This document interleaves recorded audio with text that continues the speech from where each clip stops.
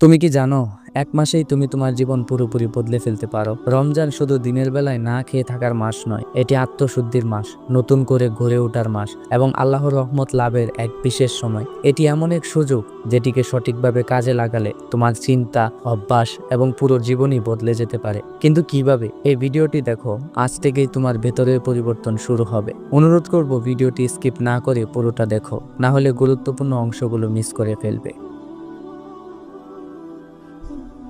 রমজান মাস তোমাকে আত্ম উন্নয়ন ও নিজের ভেতরে পরিবর্তন আনায়। রমজান তোমাকে ধৈর্য শেখায়। রোজা রাখার মাধ্যমে তুমি নিজের তৃষ্ণা, ক্ষুধা এবং আবেগ নিয়ন্ত্রণ করতে শিখো। এই ধৈর্য তোমার বাস্তব জীবনের কষ্ট সহ্য করার শক্তি বাড়াবে। ধৈর্যবান মানুষরা জীবনে বড় কিছু করতে পারে। রমজান মাস তোমাকে সময় ব্যবস্থাপনা শেখায়। রমজানে তোমাকে ঠিক সময়ে সেহরি ও ইফতার করতে হয়। তুমি যদি এই শৃঙ্খলাকে ধরে রাখো, তাহলে তোমার জীবনে টাইম ম্যানেজমেন্ট আসবে। সফল ব্যক্তিরা সবসময় সময়ের সঠিক ব্যবহার জানে। তুমি হয়তো দেখে থাকবে, রমজান মাসে সবাই চেষ্টা করে রাগ ও নেগেটিভ চিন্তা নিয়ন্ত্রণ করা। রোজা থাকা অবস্থায় মানুষ সাধারণত রেগে যায় না, কেননা এটি ইবাদতের অংশ।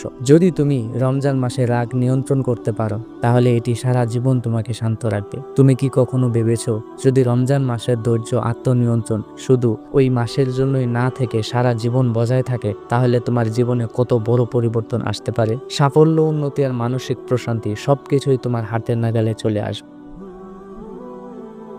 রমজান মাস আমাদের অভ্যাস পরিবর্তন ও ভালো অভ্যাস গড়ে তোলা শেখায়। যেমন ধরো, সকালে ঘুম থেকে ওঠার অভ্যাস। রমজান মাসে আমাদের সবাইকে ভোর রাতে উঠে সেহরি খেতে হয়। ফজরের পর ঘুমানোর বদলে সকালের সময় কাজে লাগাও। সকালটাই হলো সবচেয়ে প্রোডাক্টিভ সময়। সময়ের অপচয় বন্ধ করো। সোশ্যাল মিডিয়ায় সময় নষ্ট না করে কোরআন শরীফ পড়ো, আত্ম উন্নয়ন বই পড়ো বা নতুন কিছু শিখো। স্ক্রলিং, গেম আর বাজে কাজে সময় নষ্ট করলে তুমি উন্নতি করতে পারবে না। এই রমজানে চেষ্টা করো ভালো কাজের অভ্যাস গড়ে তোলা। প্রতিদিন একটা ভালো কাজ করো, দান সাদকা, মানুষকে সাহায্য করা এবং অন্যকে অনুপ্রাণিত করা। এই অভ্যাস যদি গড়ে তোলো, তাহলে তুমি শুধু রমজানেই নয়, সারা জীবন সফল হবে। ইবাদত বৃদ্ধি করে রমজানকে বরকতময় করো। নামাজ ঠিক মতন পড়ার অভ্যাস গড়ে তোলো। এই মাসেই নামাজের প্রতি ভালোবাসা তৈরি করো। ফজরের পর কোরআন পড়ার অভ্যাস ধরো। কোরআনের সঙ্গে সম্পর্ক গড়ে তোলার চেষ্টা করো। প্রতিদিন অন্তত 1 পৃষ্ঠা কোরআন শরীফ পড়ার অভ্যাস করো। কোরআনের মর্ম বোঝার চেষ্টা করো। রমজান মাসের দোয়ার শক্তি কাজে লাগাও। রমজানে আল্লাহর রহমত বেশি, তাই এখনই নিজের ভবিষ্যতের জন্য দোয়া করো। শুধু মুখে নয়, বরং মনের গভীর থেকে আল্লাহর কাছে চাও।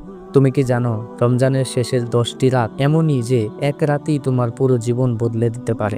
রমজান শেষ হওয়ার পর যেন আমরা আবারও পুরনো জীবনে ফিরে না যাই। এই 1 মাসের শিক্ষা যদি আমরা কাজে লাগাতে পারি, তাহলে আমাদের জীবন সত্যিই বদলে যাবে।